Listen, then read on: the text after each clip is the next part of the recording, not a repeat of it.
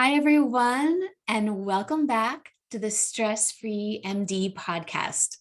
I am super excited today because today we have a very special guest. My friend, Dr. Erkeda DeRouen, is here, and she is amazing. She and I met in the SomiDocs network and really connected through Instagram, and it was there that I learned about her amazing podcast, which we'll talk about, called the Prospective Doctor Podcast, which is geared towards our doctors to be. And she is certified in family medicine and lifestyle medicine. She has a new book, which she's going to talk to us about, Medicine Woman. And she loves to speak publicly and has been a keynote speaker multiple times. And she'll share with us what she loves to speak on and more about that as well. So welcome, Dr. DeRouen. Thank you so much for being here. Thank you so much for the warm welcome. I'm super excited to be a part of this show and happy to have this conversation. Wonderful. So let's get to it. I would love to know, and our listeners, I'm sure, would love to know, how did you even get into this space where you are hosting a podcast for prospective doctors, for doctors to be? I wish that I had been listening to you and your guests decades ago. That didn't exist. Absolutely. I say the same thing because when we were in school, we had the community of our colleagues and classmates, and we may have known some people who had went through med school before or not, and you just had to kind of search the interwebs to see what you could Google about what was going on. I remember there was a site, I think that may still be up, studentdoctor.net, where I would kind of go on and I would look and see all the information about the board exams and things. But over the years, I've been very passionate about mentorship.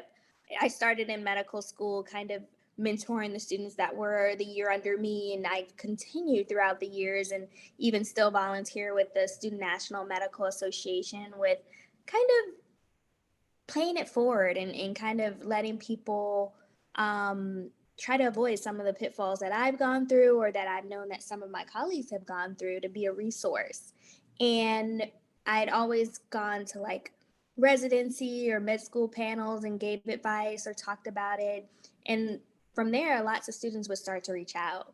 So when the pandemic hit, I was looking for more opportunities to engage with other people because I love talking and I love just sharing knowledge and getting to know and forming communities. So I went on Facebook and I saw someone advertising that they were looking for a doctor who was interested in medical education. So I reached out and interviewed, and I actually took this podcast over. So it's been around for a little over 3 or 4 years, and I've been the host for the past year. And we've kind of revamped the way that it goes. So I'll interview a lot of physicians and talk about different specialties and what encourage them to go into it. But we also have a focus on wellness where we talk about how to avoid burnout because it's great to start early, as well as other things like interesting careers in medicine or alternative careers or even hot topics in medicine like COVID and all of the other things that are out in the news. So it's been really fun, and I've met a lot of great doctors. I even had an opportunity to interview a reporter, so I felt like a little Oprah. So it's been a great Awesome. ride. That is so great. I know I was really honored to be on your podcast, and I loved being able to share. We both have a passion for wellness and in that space. Can you talk a little bit about your mentoring? Like what do you do when you mentor med students, when you were mentioning that? Absolutely. And I'm glad you mentioned that. So for the listeners out there, you were recently a guest. So you guys can look on wherever podcasts are and listen to that episode. It was really wonderful. And at the end, we have a little treat where there is a discount code for courses. But in terms of mentoring, it kind of is kind of fostering relationships and just having that person that you can come to and ask questions about, like, what should I do to prepare for this rotation? And even though I'm far removed from medical school, you can think about the basics of how you come prepared or different books or what resources I've heard from the other guests in terms of like, this is what people are doing for the MCAT now. Here are your resources, versus other things like where they may be in a place where it may not be as welcoming or they may not have that community. So you can say, okay, your school is smaller, you don't have that connection. I know another student who I've talked to who's interested in family medicine or cardiology or something. Perhaps I can link you up, or just trying to be that resource of information. So I've been assigned a few mentees over the years, and then as that goes, you're talking about it in your whole groups and things. And sometimes even now during the pandemic in my alma mater, BU, we'll have virtual meetups where all of the students and alumni will come back and kind of pair off with their specialties. So it's been very fun. That's amazing. We didn't even have internet several decades ago. I mean, and the fact that, that you can become a host of this podcast through finding this through the internet, the fact that you can connect with these med students through the internet, I mean, it's just really amazing. And the fact that they have the opportunity to have mentors, someone like you, with your background, it's just really amazing. I really felt like I was flying solo, and Mm-hmm. everything that I was experiencing and feeling, I thought it was just me. Like, I didn't realize that I wasn't alone, because we didn't Mm-hmm. really talk about a lot of this stuff now. And you make it so that it's out there. You normalize it. You make it so that they all understand that whatever they're feeling, they're not alone, and that there are things they can do about it. Absolutely. And I've felt we had internet, but it was different. So in my time when I was in medical school, I spent a lot of time kind of researching on, like I said, those forums to see what was going on, or YouTube was new back then. So Mhm. there were some like medical uh, things where you could think about physiology and lectures and things like that. But there was nothing necessarily going on like, okay, it's really tough and they tell you it's like a fire hose, but these are how you get through it. So I just love being a resource and paying it forward, because we are in a digital age. So if we can learn other things electronically or utilize Zoom for meetings and things, why can't we form communities for that? Yeah, community, that's a really, really powerful word. I mean, we know from research, and from lifestyle medicine, that's a really important pillar. And in some research, that is the most important pillar, that sense of community, that sense of connection, and having others. And it's not necessarily, relationships that have to be romantic. People hear that word relationship and they think we're talking in that way. We're just talking about support and caring and love in a friendship kind of way. It doesn't have to be this romantic kind of way, and that is incredibly powerful and incredibly helpful. So you being able to create that sense of community is so important.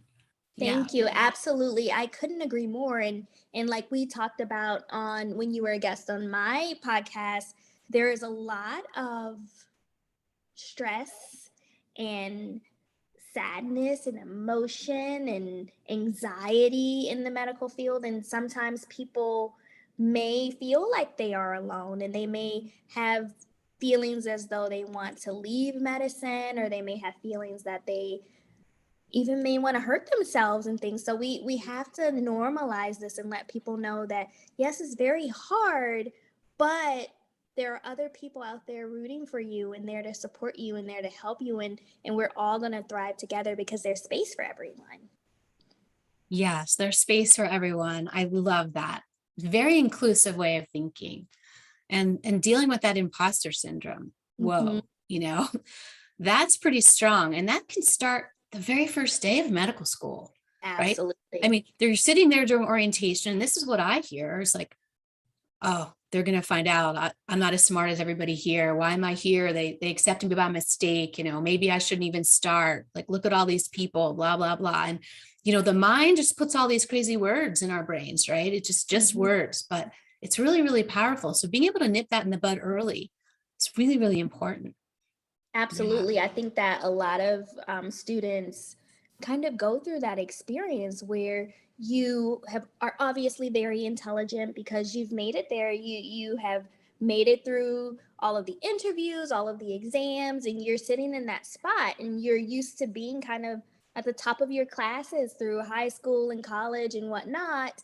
And when you get there, you all are wonderful. You all are equal. So it may be like kind of culture shock or shell shock, like, okay, I want those A's, but like we're all Yeah. here to learn and we're all very intelligent and you don't have to compete.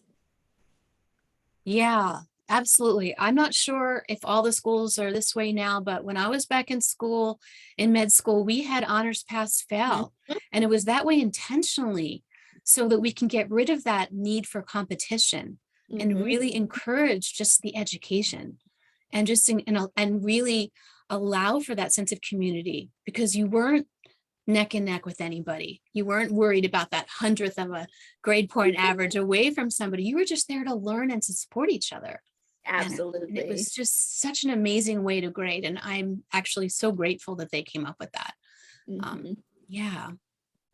So when medical students come to you and that they need help with certain things, maybe their mental health isn't where it actually should be. Um, what kinds of things do you do? You know? So resources are important. Mhm. So I'm a big fan of knowing what you know and knowing what you don't know. So as a Mm, family physician, of course, I have lots of resources because my yeah. patients come and they have needs for mental health and things like that.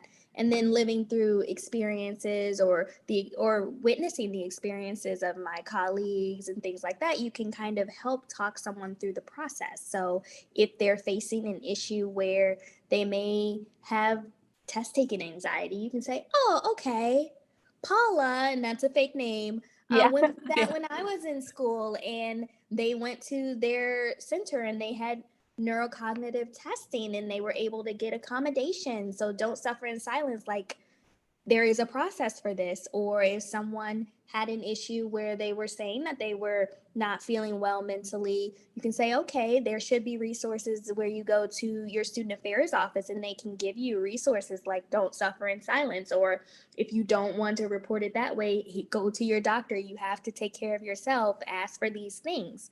So it's just kind of coming with that knowledge and that experience to be able to kind of triage and help people go in the right direction that they want to go. And then if you don't have those resources, thinking back and saying, okay, I had, and it's been so wonderful this past year because I've been meeting so many different people every week.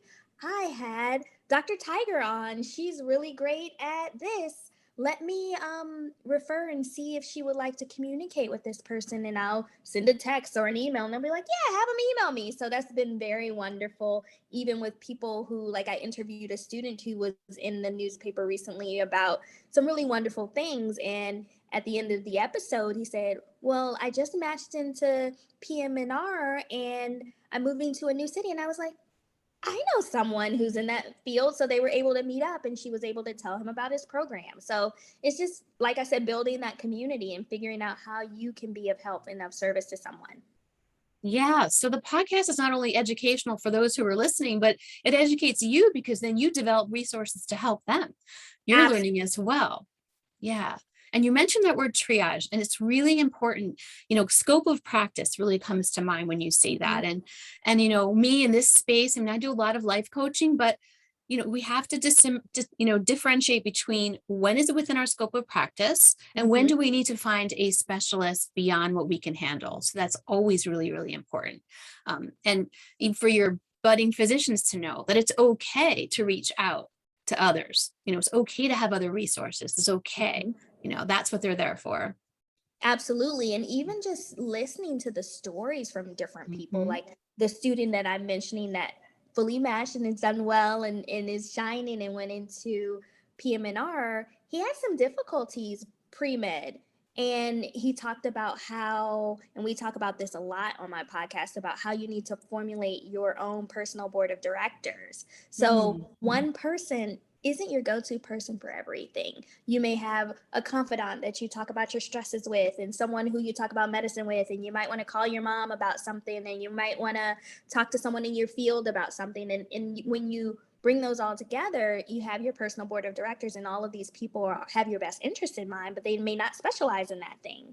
So he talked about how he had been having difficulties with his test and all of this, and he reached out to someone, and apparently one of their family members was a dean at the medical school, and he paid for him to have a test review, and because of that he aced that test and he was able to matriculate into school the next year. So it's all about not suffering in silence, and being open and being transparent and not embarrassed about what you're going through, because even if someone doesn't have your specific problem, they've had a problem before and they may be willing to help. That's amazing. That's amazing. And then that person is going to go on and help the next person, Mm-hmm. right? Someone said to me a while ago, like, make your mess your message, Yes. make your mess your message. And that's what I've done. I've taken what my story, and those who've listened or know my burnout story, burnout thriver now. Yes. Right. So I love to teach yeah. And so I love to teach what helped me. And, this student is now going to be able to teach what helped him or her. Absolutely. Do you find that what you experienced is being woven into how you support other students, making your mess your message? Did you experience things that you're now able to say, yeah, I get it, and this is what I can do to help or share with you to help you? Absolutely. I think that's one of the reasons that I started mentoring other students, because everything, like every new step in your journey through medicine is something new and something different, and it may not come as easy to other people. So I've had difficulties before and had experiences that I didn't want other people to experience. So if I've learned something, why should the other person have to learn the hard way? I should just try to teach them and help them make their decisions to kind of go in the other direction. So you mentioned my book earlier. Yeah. We kind of talk a little bit about that in my new book that came out about a few weeks ago, called Yeah. Medicine Women. I'll hold up the picture of it. I don't know if people Woo! can see that, but Yes. it's available on Amazon. It's an anthology series of stories and letters by female doctors. And in my particular chapter, it's called Adjust Your Crown, because it talks about overcoming obstacles and adversity.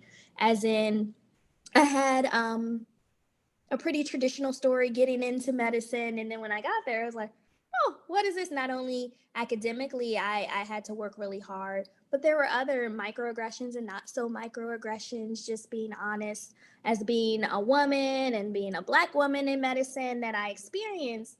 And I definitely learned from that. And although there were some naysayers and some people who were a little less supportive in that environment, I had a lot of other people who were absolutely amazing. So it was all about me building that personal board of directors and finding my people. That one of my medical mentors in med school kind of said, you need to find your people, that helped me kind of overcome it. And then moving towards the future throughout my career, I built some of those soft skills, that I call it, for advocacy and advocating for yourself and finding your voice, and being able to help uplift others, so that I can kind of play it forward, whether or not it's for my patients, for my colleagues, for my teammates, or even the students that I've been mentoring. And I just find that every component of your story happens for a reason. So I went through all of that in order to be here today, kind of helping others find their way. And so they'll have their own story. Oh, I love that. I feel so in line with you. Like, that's what I say. I feel like I went through what I went through so I can be here to educate, to fill in that big gaping hole of Mm-hmm. education that we don't get, but we can be there to fill in that hole for others so they don't have to be wallowing in that hole. Absolutely. And board of directors, I love that. Can I use that? I need to I need to Absolutely. I need to go I need Lots to of people get my use it. Yeah, I no, love that. I absolutely love yeah. that. I never thought of it like that. I thought of it as a network of people, but board of directors is a wonderful way to describe the people in your life that support you in their own unique individual way. That's Absolutely. that's amazing. Thank All right. you. So I also know that you love to speak and that you're a keynote speaker and you speak on a lot of topics. Can you share with us about your speaking and what you do? Sure. Yeah.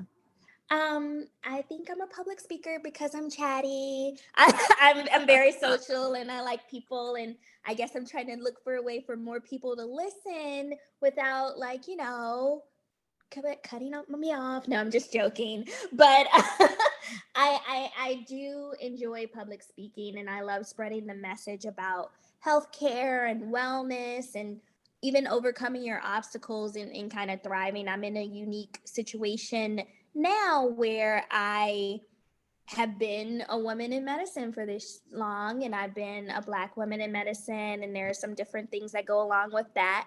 And now I also have been working for the past couple of years in the tech field. So I'm on a couple of boards of directors, and one of them is called Girl Develop It, where it helps encourage women and non-binary people to enter the technology field. So listening to a lot of those stories and things of overcoming obstacles, I've definitely built up speaking repertoire.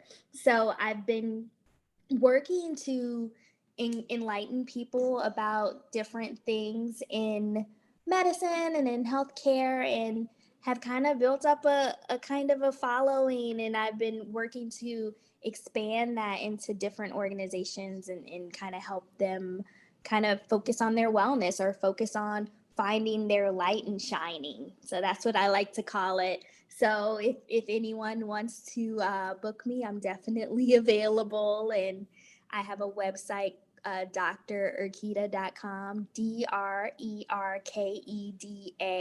where you can kind of peruse some of my topics and send me a message.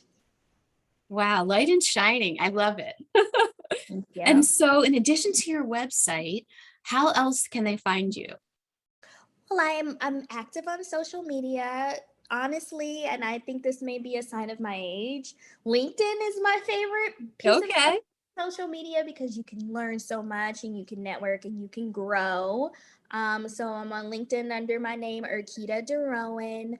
I also have an Instagram that I've been pretty active in recently. Is Dr. D Grams, doctor spelled out DOCTOR, the letter D, and GRAM. So on there, I'll post a lot of inspirational quotes and messages to just keep one another uplifted throughout the week. And I'll intersperse a couple of pictures of my minimally exciting life. I So love your as I go posts. through the day, thank you.